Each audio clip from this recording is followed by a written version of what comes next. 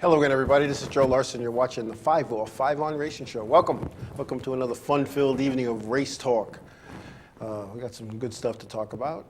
I think it was a good week of racing. A lot of controversy, I guess, at some of the decisions NASCAR made at Fontana. I don't necessarily agree with the critics, and I go right into that. A lot of people are saying that NASCAR didn't want Kurt Busch to win that race. Let me explain something. NASCAR don't give a hoot who wins and who loses. They really don't. It's all about the show and all about putting on a safe show for the fans and for TV. And a lot of people saying, they threw that bogus caution late in the race or with a few laps left to go, so Kurt Busch wouldn't win. It would tighten up the field a little bit. And saying there was no debris. Well, there was debris on the racetrack. It was there. It was clearly that it was there. And you know what? This is what irks me about, I'm going to say, the casual race fan. The casual race fan, they're all about their hero, their guy, who they're rooting for. And they go after NASCAR every chance they can, not knowing what goes on behind the scenes. And I've worked in the tower in Cup races and Xfinity races and Camping World Truck Series races, K&N races and modified events. And I'll tell you what, and especially on the larger racetracks, it's hard, to see everything. And you got to go by your spotters, not the spotters on the roof for the drivers, but the spotters that NASCAR has around the racetrack.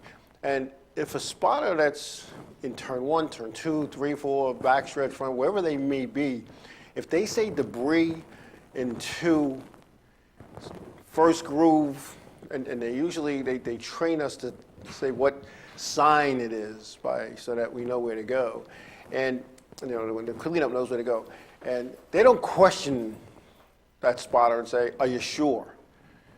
That guy or gal says debris in turn 1.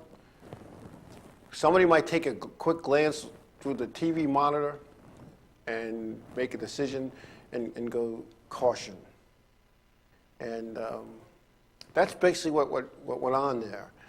Like I said, NASCAR don't really care who wins or loses these races. And I know you guys are going to beat me up, but they don't. They don't. It's all about putting on a show for the fans, and that's what they're doing. I couldn't believe the social media that all these people. I mean, some of you guys are my buds, and some of the things you were saying, I think, you're entitled to your opinion, and let's agree to disagree. But NASCAR ain't trying to fix the outcomes of races, at least not that way. Did I just leave the door open? Yeah, I did. I did, but not in that respect. You know what? What happened to Kurt Busch with his indefinite suspension and subsequent, he's going to be charged, and have to do what's right, and do all this kind of nonsense. I think it was a knee-jerk reaction. It shouldn't have happened, and NASCAR is not going to put him in a position where, how can I say this? NASCAR is not going to go after him all season long because NASCAR might have made a mistake, a little quick judgment here. Just saying. So they're not going to take a win away from him in that respect, in that way. They might get him in the tech area. They might get something that, the tolerance is 3/32 of an inch and it's just off. They might get him there, but they're not going to do something like that on national TV with a grandstand of, almost full of people and take a win away to make it a race. It was a race. And even the throwing, staying green after that, little wreck. We're going to talk about that too. And those are the things that, we decide. I did the same thing when I was with the modifieds and the race director, and I'd be up in the town. And one of the times, and I'm going to explain this, it happened at Stafford. And Jimmy Storrs, who was a driver at the time, spun off at turn 2. And he sat there waiting for a caution. I thought in my opinion, he was out of the way. Could some stroke of bad luck come and maybe somebody else comes off and hits him? Yeah. But I got on the radio and I said, spotter for the 47. You're going to lose the lap anyway. You better keep going because you deliberately bring out this caution. I'm taking the lap away. And all of a sudden, he could fire up and go. Mark Arute looked at me the whole time that this is going. He kept saying, "You got a car, you got to spin." He's spun and sitting there too. He was so far off the racetrack, I wasn't worried. But the message I sent to all the other competitors is, don't do that. Don't do that. See, the cream of the crop in the modified, that's Saturday night nonsense, and they don't do that. And I'm not saying Jimmy Stewart was a Saturday night racer. I mean, but he got the point, and so did a lot of other people. And that's one of the things that needs to go on at these weekly racetracks, because some guy he'll spin and he'll sit there, especially on the smaller racetracks, 3/8, a quarter, a fifth. The driver will spin, he'll sit there, bring out the caution. You last anyway. All right, so why not just keep the show going? That invariably there's going to be another caution in a 30-lap, 40-lap, 25-lap race. You're going to be right up with the field anyway. So, that was one of the things that I just didn't like. People who deliberately brought out a caution. And I'm not saying that that's what happened in this instance, but, please, so NASCAR did not do that, I don't mean to laugh, but sometimes spelling and grammar is just not that exact. Thank you, WJ. I'm trying to figure out what he's saying. What are you saying here? What? Oh, man, this is why I come here. You guys crack me up. No matter what's going on in life, I come here and I laugh. It's all good. It's all good. Anyway, what we're talking about here, Fontana Motor Club Speedway, the Xfinity Series. Kevin Harvick was the winner with Brendan Gaughan second. Eric Jones finished third from the pole. Chase Elliott was fourth. Chris Buescher was fifth, followed by Brian Scott, Kyle Larson, Brad Keselowski eighth, Regan Smith ninth, and Elliott Sadler rounding out the top 10. In the Cup Series, you guys crack it up. Brad Keselowski was the winner. Kevin Harvick second. Kurt Busch third from the pole. Paul Menard was fourth. Brian Newman was fifth. Dale Earnhardt Jr. sixth. Joey Logano was seventh. Martin Truex Jr. eighth. Jimmy Johnson ninth, and Jeff Gordon rounded out the top 10. Kevin Basic, Long Island Need for Speed, never at a loss for words, and letting us know how he feels. Feels that, and he. Now, I'll tell you what, we sat down, we had an interview with Jerry Cook last year, and he said that. Kevin feels that way, that, sometimes the outcomes of NASCAR are fixed. He compares NASCAR with the WWE, who's going to win before the race even starts. I don't agree with that. Especially, I could see if it was a one-lap event, maybe, but you're going 500 miles. Anything can happen. Anything can happen in 500 miles. And how do you fix that? The driver still has to go 180 miles an hour down a straightaway and turn left with 42 other race cars. So, I don't know. Like you said, Junior had a loose wheel when the yellow flag came out. And he was able to fix it. I don't know. What do you think? Like Junior spotter got what the official in the spotter said and said, "Hey, we got a loose wheel. We need a logo. We need a pit stop so we don't lose a lap." I don't think that would happen. I don't know. Do other things happen that NASCAR might control? Yeah, they do. They control who races and who doesn't. They control what tracks they race at and what tracks they don't.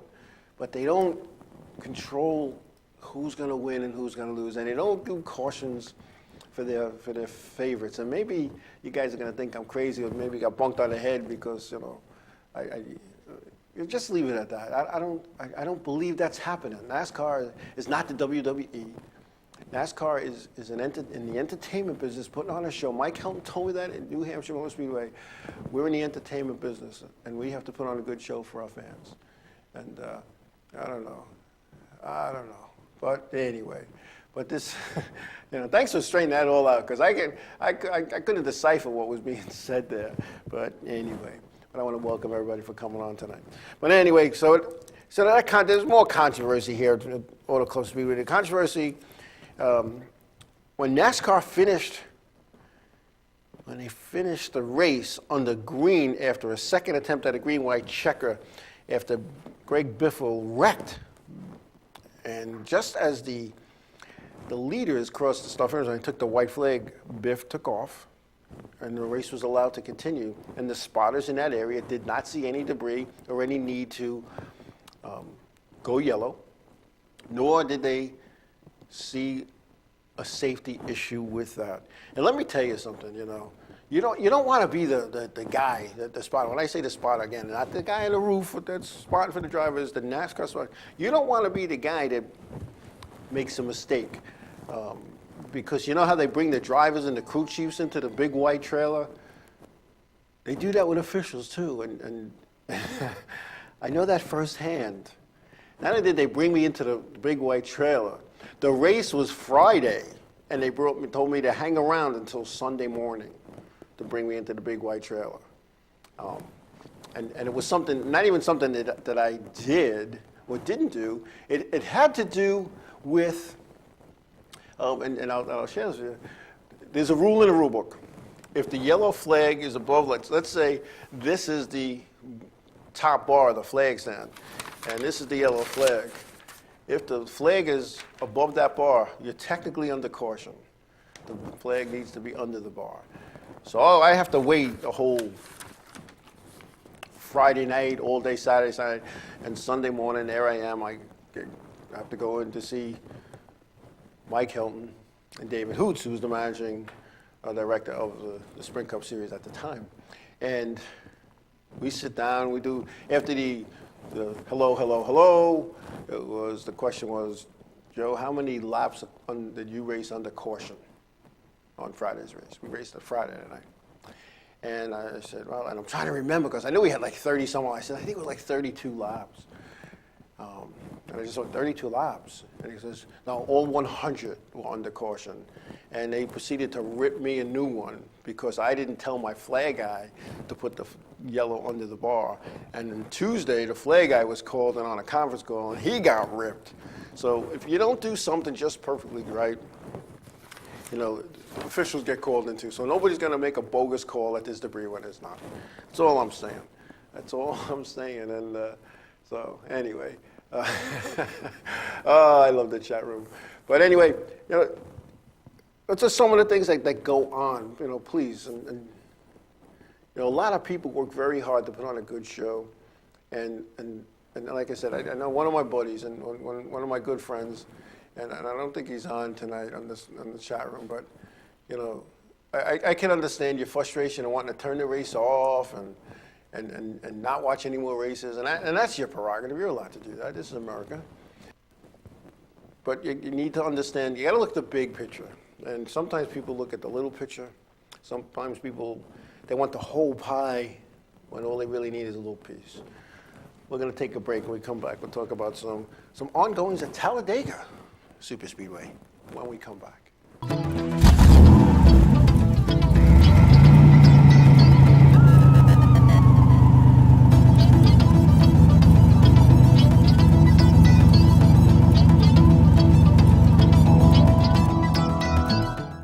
Hey, this is Chris Jake, and if InRavio.com spots you at an event wearing this bracelet, they will give you $100. The world of advertising has changed. Radio, TV, and newspaper revenues have declined drastically. Why? Because businesses have realized that advertising return on investment isn't what it used to be. So what can we do about it? Well, that's easy. Advertise online. Own a local restaurant, real estate agency, or even a national retail chain? Whatever your business, InRavio can get your message out there. And we can do it at a fraction of the cost. Call today and see the difference for yourself. This isn't TV. This isn't radio. This is InRavio.com.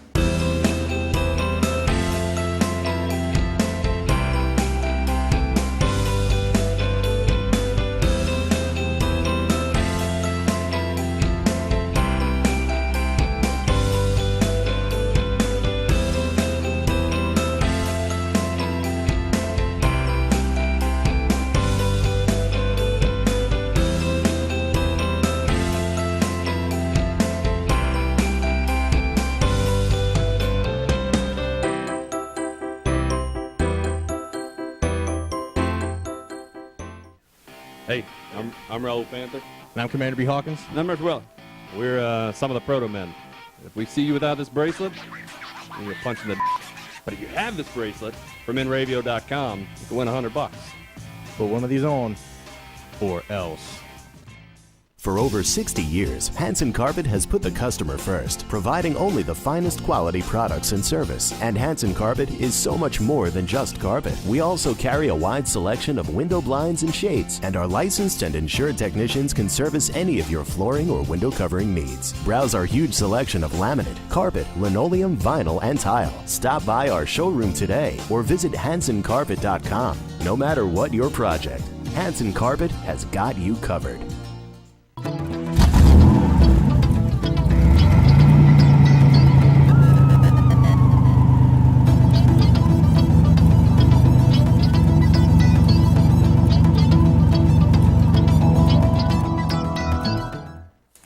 Hey, we're back.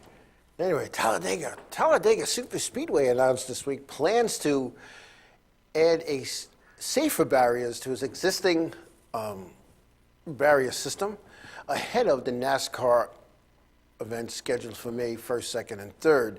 The track will add safer barriers in 3 locations. They will add it along the inside wall at the entrance to pit road, turn 1, and in turn 3.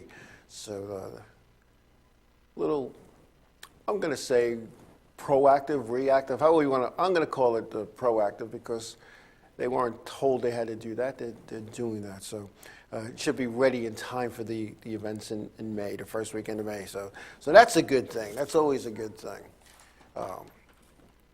Let's see what else we got going. Hey, as I read in NASCAR.com, Brett Moffitt will drive Michael Waltrip Racing's number 55 in place of Brian Vickers, who will miss the next 3 months of racing after doctors discovered recurrence of blood clots. Vickers, who was taking blood thinners, this preempts him from racing. He had this issue a while back. It was fixed, but blood thinners, I don't know if anybody's ever been on blood thinners. I never was, but I know somebody who was, and a local guy, and he had to stop racing because they were afraid if he got bumped or hit or bruised that he would just bleed out. So I think NASCAR's making a wise choice there, as is Brett Moffitt. I'm sure it was a joint decision. Moffitt, a development driver for Michael Waltrip Racing, is scheduled to make his 12th Sprint Cup Series start and his first at Martinsville. I remember when he was with the K&N Pro Series East in the 00. Back in the day when I was helping out the K&N guys, so that's good. Also, David Reagan will continue as an interim driver at Joe Gibbs Racing, driving the 18 for the injured Kyle Busch. So that's all good. Also, out at Fontana, Tony Stewart and Martin Truex Jr. had a little chat on pit road after the Speed Sunday's race, and I was going to quote it, but we couldn't. The bell wouldn't have helped here. We would have been beeping, that we would have wore out the beep button. It was an ugly decision, and Tony Stewart was not happy. And I'll tell you what, Tony Stewart, and he was always a vocal type of guy and a no-nonsense type of guy, but this season he's just I don't know. He's just one of those guys, and he's. How do I put this? It just seems like a lot of little things are bothering him, and he was upset that Martin Truex, drove him right, brushed up against him, put a hole in his nose, and I don't know, maybe he's a little gun shy, and I can understand that. I really can. It's tough, and I don't think any of us here in this show or in the chat room or even listen from the outside has ever been involved in a situation where another competitor lost their life in an accident they were involved with. And I'm sure that this is weighing on it. Every time there's a little, thing, he's wondering because, they pointed fingers at him too, and of course he too was cleared of all charges. And 22 figure, I agree with that, man. Just go out and do the job. Go out and do the job, I don't know. What Silver's saying, he went to Wade's shop, nice car. No, he hasn't moved. Told me, yeah, thanks for back making a comment to some 55 and older. You'll be there soon. I think you're already there, big guy. But anyway, that's how it is. But as a former race car driver and hoping to go back racing shortly in something, I understand the emotions that come out racing, and especially. And I'm going to say this, especially on the weekly racing series, and it's no different in the top series. See, here, in the lower levels, and I'm going to call it the weekly racing series, here, the guy that's racing, for the most part, is racing because he loves it. And these guys and gals that are doing this on a weekly, it costs a lot of money to go race. And as anybody who's ever paid bills for a race car knows. And you work all week on your race car to make it better and to make it better and make it better, and you buy this part, that part, and you spend countless hours in your garage, in your driveway, at your shop, wherever you work on your car, and you get into it with somebody who you just spent thousands of dollars on parts, and in a blink of an eye it was destroyed. You're going to be upset. At the higher level, this is your livelihood. Okay, this is how you make your living. This is how you feed your family. And back when these guys started out, and they're young kids, and I just had this discussion with my an old friend of mine the other night. Just had this talk, and the young guys today, they're not worried about Monday.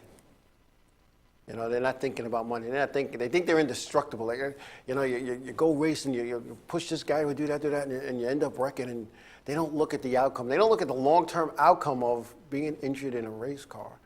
And even at the higher level, and the younger guys today, and I'm going to say this, the younger guys today in racing, some of them have come up through the diversity program. Some of them have come up through their daddies writing big checks. And some of these guys, as the late Walt Edsel used to say, they don't have grease under their fingernails. They show up with their suit and helmet in a bag, and sometimes somebody else is carrying it for them. They get in a race car and they're wadded up. All right, see you next week. But back in the day, and here I go saying that back in the day thing, back in the day, you drove it, you owned it, you built it, and when you wrecked it, you fixed it, even at the top level. And I can remember being just a little kid at Ice of Speed when the Grand Nationals came, and Bobby Allison's Chevelle came in, and it looked like something that should have went to the local junkyard and gone through the crusher. And he was out in the parking lot, and he asked somebody, where's the local junkyard? And he went and got parts, and he worked on that car and worked on it. And I forget what track he was coming from to go to Ice of Speedway, but he got it going. He got it fixed. And so, like, you're right, these young kids, they have no fear, none. And because their whole lives, and maybe I'm generalizing here, but for the most part, they've wadded up their race cars from the time they drove go-karts all the way up the ranks, and Daddy wrote a big check to fix it. Now, maybe that's not really the total case, but that's what happens. And in the chat room now, I'm looking and just seeing who's in the chat room, because I like to see who's in the chat room. I got to move this thing over because I got the font so big so I can see it. There's at least 2 guys that I know of that have raced that are in the chat room, and maybe 3. And think about when you first started racing. How much stuff did you tear up because you were, I'm indestructible, I can make this happen. And it's kind of funny because I used to try to win races on lap 1, because everybody knows leading the first lap is a bigger payoff than being there at the end. Not, And the last time I raced competitively, I just hung out. I just paced myself. Picked off a car. An old timer told me one time, he goes, when you don't have to pass the whole car one corner. Get a quarter, get a door, go wheel to wheel, get a nose out, brake. It might take a couple of laps. but you know what? You're not going to tear your stuff up. And I tore up a lot of stuff in my day. Oh, man, I tore up a lot of stuff. Because, you know, that's what you did. And, you know, 8 wheels turned better than 4, so I'd go into that corner as hard as I could. And somebody beat it, I'd go up again, bam, go up against him. He'd be up in the fence, and I'd be on the racetrack. You know, and then, you know, my barbecue at the end of the race would be ruined because the guy'd want to come over, have a little talk. And, you know, you know, it's hard to drag your barbecue out to the parking lot. So those were the days. And I don't miss those days. So, you know, I really don't. I look back. I wish I would have did some of those things a little different. But anyway, it's all behind us now. You move forward. You move forward with your racing. You know, you really do. And that's one of the things that we have to do, and especially in this racing business. And there's a lot going on in racing, and it's raw emotion sometimes. It's raw emotion. And you know, I've seen some of the quietest guys. They strap in their race cars, they put that helmet on, squeeze their head a little bit, and all of a sudden they're like crazy people. And then there's guys that I could not stand racing with. I'm not going to say who they are. I couldn't stand racing with because the helmets were too tight. But they're the first guys at my place, you know, when I needed something, trying to fix my car, or if I got hurt, and you know, the first guys I hated on the racetrack. You know, we'd wreck and they'd be over my house helping me fix my car, and I'd be at their shop helping them fix their car. But that's how it was in those days, and I think those days are gone because the young kids today, you know, it's easier for them to pick up the phone and call their local parts guy and order these prefabricated parts. I made body panels up until when I left the Long Island racetrack that I was at. I made my own body panels, you know. Yeah, you know, like 22 Figure says, he'd go back to those days where, you know, you're beating on each other to finish. 22 Figure, I beat on people to finish. Let them finish 8th, you know, and I spent more time fixing my car and making it better. But I got real good at changing, you know, right fronts. But anyway, it's all good. But we're going to take a break. When we come back, we're going to talk about some Whelen Modified news that's going out. And I think we're going to try to, well, I'm not going to say that. We're going to talk about some of the news that's going on in the Whelen Modified Tour when we come back.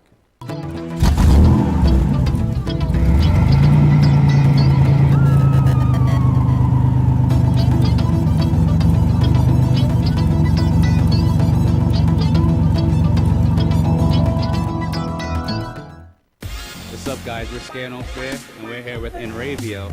If they catch you at a show with one of these bracelets, you will win $100. That's a lot of money. So get a bracelet. Do whatever it takes to get that. Hit them up online.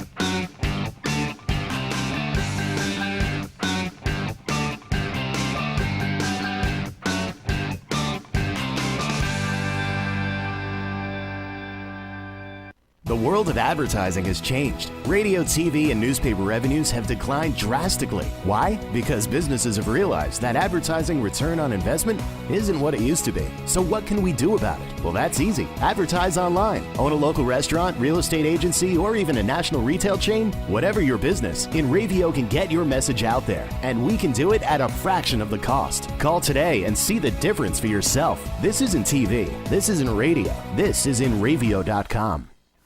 Hey, I'm Raul Panther. And I'm Commander B. Hawkins. And I'm Rich Weller. We're some of the proto men. If we see you without this bracelet, you get punched in the But if you have this bracelet from Enravio.com, you can win $100. Put one of these on, or else.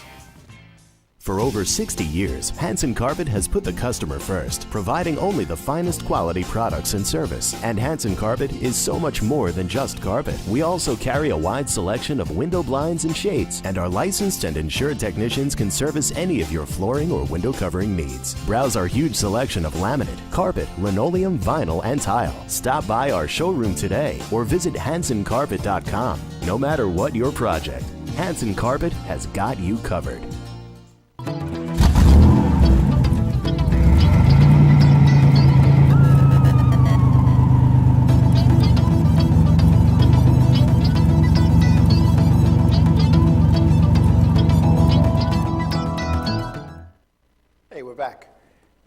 to try to bring this up. I don't know if anybody saw the new NASCAR Whelen Modified logo, celebrating the 30th anniversary of the NASCAR Whelen Modified Tour began in 1985. Back when what was happening is you ran for national points, and no matter where you raced, your points counted, and it was probably a nightmare for NASCAR to figure things out. And it was, there were no computers back in those days in the 60s and 70s and early 80s. And somebody actually had to sit there and figure this stuff out by hand, and whose points and who's this and who had this points and what track had double points and what track even back then had triple points. They get the big names there. And when you look back at those days, when you look back, some of them, my favorite, races. TV wasn't showing races back then, and the modifieds were very rarely on TV. But back in '85, they came up with the Modified Tour. The Modified Tour, and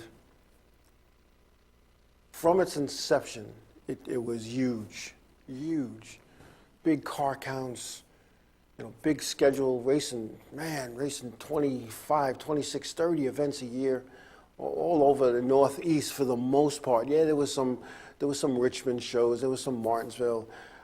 They went upstate to Watkins Glen, Holland, the Speedway, and upstate New York. You look back at those days, and it's not the same. Nothing ever is the same. But NASCAR unveiled its logo, and there it is. It's up on the screen. Basically, they took the NASCAR Whelen Modified Tour thing and put a 30th anniversary thing on it. So the 30th anniversary of the NASCAR Whelen Modified Tour, and like everything else, it's not the same. It's not the same as it was, and there's a whole different group of people running the show and a whole different group of people officiating. And when I look back, and it's hard to believe that I worked my first tour race. I think it was in 2000 at Flemington. I think I got it written down somewhere. And those officials, when I became full-time official in 2003. And for the next 4 or 5 years after that, it was the same group of people. And there were two distinct cliques at the time. There was the people who camped at the track, and there was the people who stayed at the hotel. So we called them the campers and the hotel guys. And it's kind of funny. We didn't do things together. The camping people, they had their parties and their barbecues and all that stuff. And then as hotel people, we'd go out to dinner and to the bars and whatever the case was, and we had a great time. And all of a sudden, and this is my opinion based on what I observed, it changed. The leadership changed. They didn't like this. They didn't like that. And they didn't like the officials hanging with the teams. And you look back, and a lot of the officials came from teams. Somebody was always down there. Somebody was always at the racetrack, and the series director would say, "Hey, so and so, you ever think of becoming an official?" And it's kind of funny how many officials came out of the 3 team, the bowler team back then. How many? There was quite a few, But it was just a different time. And then it became big. When the Whelen Modified Tour became, in my opinion, big business, and I'm not saying that it was a bad thing. I think it needed a little more structure, because a select group of people that were running the series weren't running it in the best interest of NASCAR, and we'll just leave it at that. And Silverback, I'll get your logo, man. But it changed, and you knew the officials, and you knew their families, and you knew the teams, and it was just a good thing. And when I'm going to say this, here I am. I'm on the tech line with the car I'm involved with, and we're pushing it over, and the officials, the 2 guys that are using the wheelbase tool are using it incorrectly. And they're saying, up, your wheelbase is off. And real quick, the wheelbase is minimum 105, maximum 108, but there can only be a 1-inch variance left side, right side. So they got us at 108.5, on one side, and the other side is like, 107. So not only is it too long on one side, but our 1-inch fairings is off. So I look at the guy, and I said, you're doing it wrong here. It needs to be done this way. And I did the wheelbase for like 3 seasons. So I knew how to do it. And he looks at me and goes, who are you? Now here's this kid, he's about 19, and I've been in racing most of my life. And he's asking me, and I've been involved with the modifieds at that point about 15 years. And he says, who are you? And I kind of explained who I was, and he made some, comment that he shouldn't have made. And I'm not going to repeat it, but as I let it go, and then when he did it correctly, wow, we were right. In Silverback, I don't know, you might have been there for that one, but it's just crazy. But anyway, the Whelen Modified Tour, 30 years, 30th anniversary. So. And speaking of the Whelen Modified Tour, 2003 Whelen Modified champion Todd Szigety, it's official, will drive the Bob Garbarino number 4 in the Whelen Modified Tour with champion crew chief Don Barker. Szigety has 18 wins and a championship with the car owner Don Barker. So you're getting these two guys back together with Bob Garbarino. This is a team that's going to run up front and win races. You heard it here first. Todd Szigety is one of the smoothest drivers I've ever seen in a modified. Todd Szigety is one of those friendly guys, approachable, but when he gets on that racetrack, it's all business, and I'm happy for that. This is a good team. And, Bob Garbarino's been around racing modifieds since the early 60s and been with the tour since its inception, and he's probably got more starts than anybody in the modified as an owner.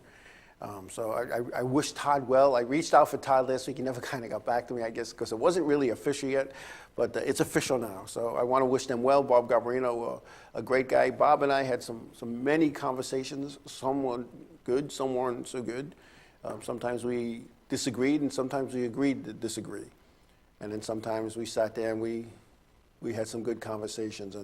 And I got a lot of respect for Bob Garbarino, what he does in racing and what he does for the sport. So I would hate to see him walk away from it. Anyway, Rob Fuller Motorsports announced that Corey LaJoie will be the driver of the number 15 Whelen Modified Tour car. LaJoie will run 7 races on the Mod Tour in 2015. LaJoie has experience on the Mod Tour, Sprint Cup Series, Xfinity Series, and the Camping World Truck Series.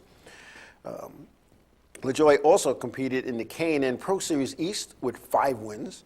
LaJoie is the son of Randy LaJoie, who is the manufacturer of LaJoie of Seating.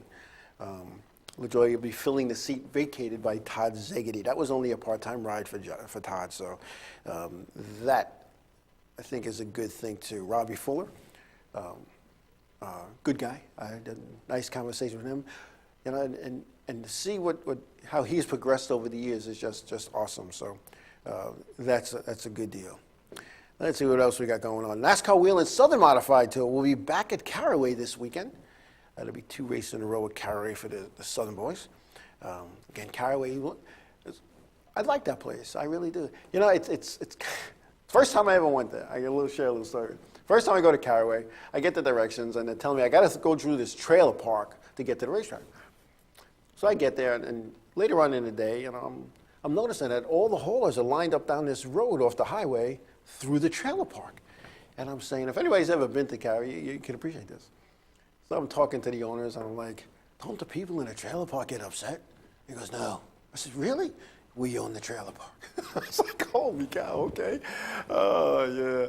Oh, yes. Yes, Silverback, he was. He was the official in our pit spot that night. And see, I'm not even going to get into this young kid thing and the lack of respect that some of these young kids have. But anyway, I guess I said it. I shouldn't have. But the Southern guys will be at Caraway. If I wasn't moving this weekend, I'm moving. I'm moving to a 55 and over community because I am old. I know I don't look it, but I'm old. Anyway, the K&N Filters has extended its extended sponsorship on the K&N Pro Series touring series through 2021 as part of the extension. I'm sorry, as part of the extension, K&N Filters will now become the official auto filter of NASCAR. Now, let me tell you something. To be the official anything of NASCAR takes a lot of money. You don't just go there and say, oh, this is what we're going to do. You got to put up some big bucks. And I know when UPS became the official express carrier of NASCAR, that was big. And, and it's kind of funny. And it wasn't funny to the guy that did it, but I'm not going to say it was, but one of the NASCAR higher-ups, and maybe not all the way up, but, he had a window office, down at the time, Daytona, and he sent me an overnight letter FedEx. So the next time I saw him at an event, a bunch of us standing around, and I was like, I guess you didn't get the memo that we use UPS now. As a UPS manager, I'm a little offended you send it FedEx. All of a sudden, there was a hush, and all the eyes are at this guy. He got in big trouble for that. And I was only, being a wise guy, but he got in big trouble for that. So, they take this official thing very serious. Like when I was working the tower in New Hampshire for an Xfinity race, or Nationwide at the time, and I was drinking a Diet Pepsi, and Mike Helton tapped me on the shoulder to remind me that Coca-Cola is the official soft drink, and that I could be seen on TV and it wouldn't look good for a NASCAR official drinking, Pepsi products. And he actually got me a cup to pour it in. And later on in the event, he actually went to the NASCAR suite and came back with Diet Coke for me. So they take this stuff very, very serious. Very similar like with clothing in the NFL. A friend of mine was an assistant equipment manager for the New York Jets. I had the opportunity to go field side, and there was certain things I could and could not wear. And if I wore anything that had a logo, it had to have the official logo and equipment and uniform supplier of the NFL. Anything else had to be either covered or written over. So,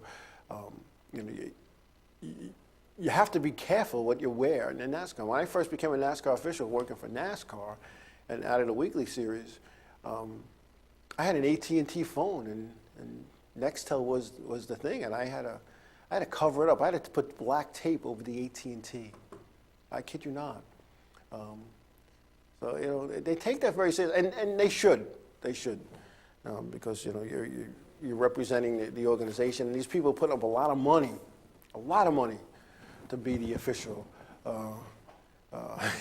Yeah, Bud. You can drink a Bud, but not. It's kind of funny. I had this contract, and a lot of, I don't know if they still do this, but I had when I was first started with contract, NASCAR, I had this contract.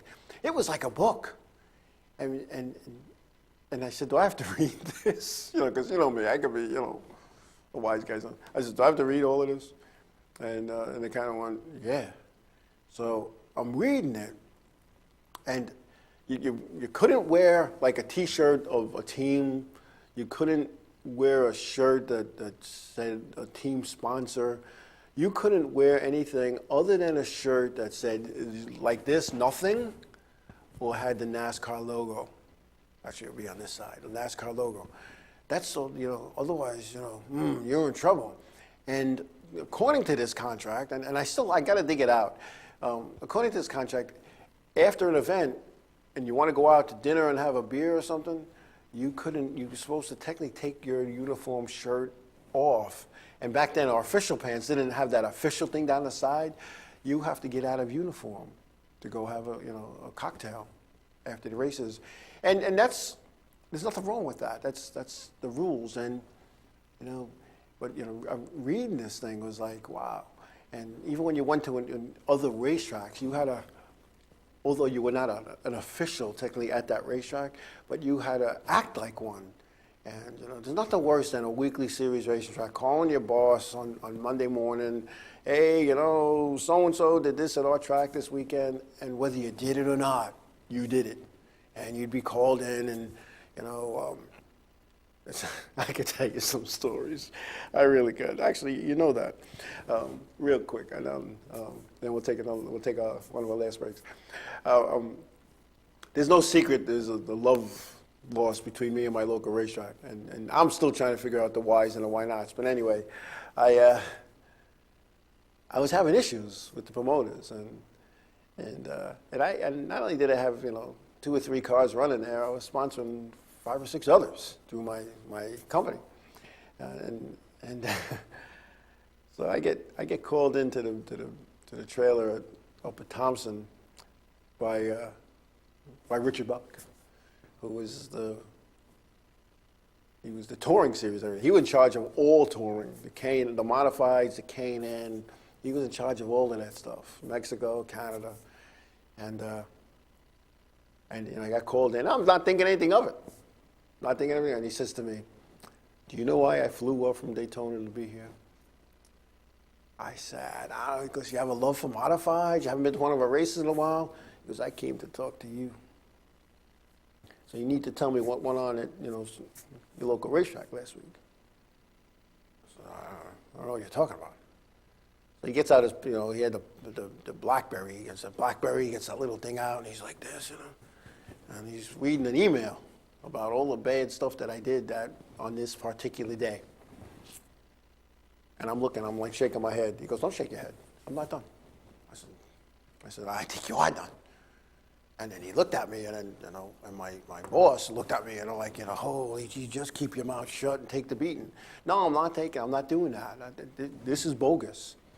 So we go on and on and on, and then they start bringing in like witnesses, like Long Island guys who were at Thompson, who were at the racetrack, questioning them if they saw this behavior. And, the first guy goes, "I don't know what you're talking about. I got a car to work on." Boop. Next guy, the same kind of stuff. The next guy goes, "When did this happen?" Joe wasn't there. And he goes, "All right, I'm done with you." Out he goes. So I said to Mr. Buck, I said, "You might want to check out, where we were that date, because we were in Stafford. We had a race. I wasn't at my Long Island racetrack." And all of a sudden it stopped. The nonsense stopped. But the internal nonsense. And I know WJ there's a racetrack that he can't stand. I got the same thing. Like, I know why he doesn't want to go to one place. This is why I don't want to go to that place. And that's why we'll never, while I'm a host of this show, never talk about that place. We won't even talk about the Chamber of Commerce because it has the name of it. But anyway, we're going to take a break. Oh, my control room guy, he's not used to me. Still. He's like, "Oh, man, did he really say that?" We're going to take a break. When we come back, we'll can start to wrap up when we come back.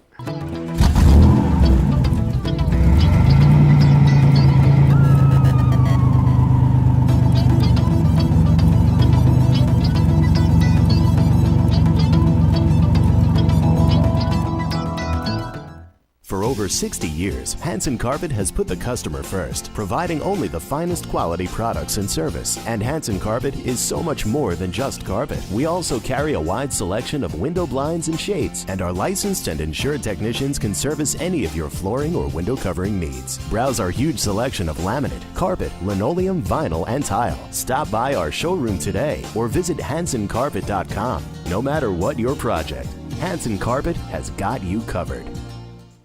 The world of advertising has changed. Radio, TV, and newspaper revenues have declined drastically. Why? Because businesses have realized that advertising return on investment isn't what it used to be. So what can we do about it? Well, that's easy. Advertise online. Own a local restaurant, real estate agency, or even a national retail chain? Whatever your business, InRavio can get your message out there, and we can do it at a fraction of the cost. Call today and see the difference for yourself. This isn't TV. This isn't radio. This is InRavio.com. Hey, this is Chris Les Jake, and if InRavio.com spots you at an event wearing this bracelet, they will give you $100.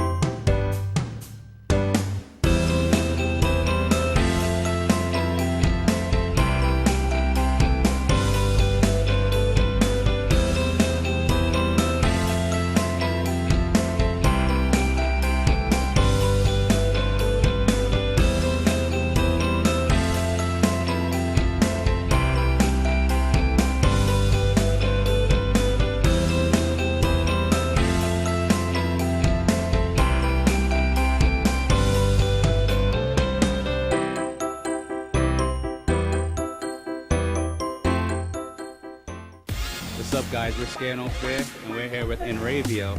If they catch you at a show with one of these bracelets, you will win $100. That's a lot of money. So get a bracelet. Do whatever it takes to get that. Hit them up online.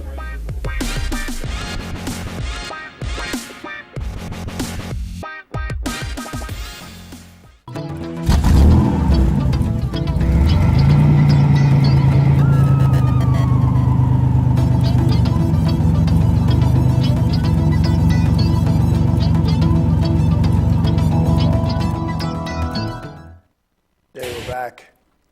I was just scrolling through the chat room discussion. I saw some of the favorite tracks of Dover, Richmond, Talladega. Talladega I've never been to. It's on my bucket list of racetracks I want to go to. Friends of mine go there. They go to each race. They go to both races, every year, and they've always said, "Oh, come on." But I just never had the opportunity. But that's one of my bucket list ones. Dover. I worked some events at Dover.